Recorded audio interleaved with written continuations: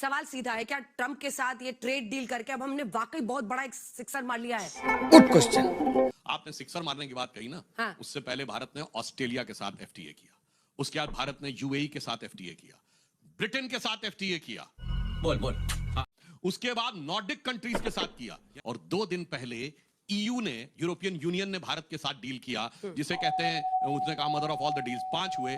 तो ये छक्का तो जाके अब इसलिए पड़ा क्योंकि उनको भी समझ में आ गया कि जब पूरब से पश्चिम तक।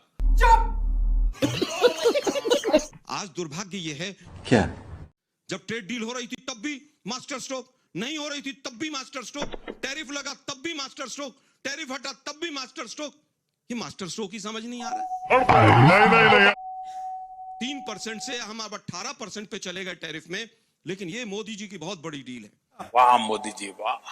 विदेश मंत्री को पता नहीं डील क्या है और प्रधानमंत्री मालाएं पहने घूम रहे हैं। ससुर। मेरा सवाल सुधांशु त्रिवेदी जी से है। पूरे भारत को इस बात का कष्ट है कि जिस भारत और यूएसए की डील की जानकारी हमारी भारत सरकार के द्वारा होनी चाहिए थी, उस डील की जानकारी अमेरिका से हो रही है। मगर क्यों? मेरा सवाल सुधांशु त्रिवेदी जी से है कि भारत और अमेरिका की जो ट्रेड डील है, इसके दस्तावेजों को सार्वजनिक क्यों नहीं किया गया?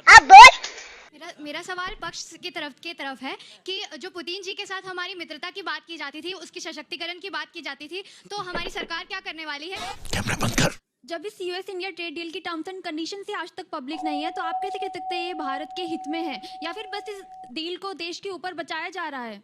अरे बोलना बुढ़े, बोलती क्यों बंद हो गई? सर, ये जो बार बार ये फ्लक्चुएट हो रहा है टैरिफ में, ये इंडियन इकोनॉमी को हर्ट नहीं कर रहा? और अगर कर रहे, अगर हमने ट्रेड फाइल कर दी इनके साथ, हम कर रहे हैं, तो आपको नहीं लग रहा ये वन साइडेड एग्रीमेंट है? करा ली बेइज्जती। बस हवा निकल गई।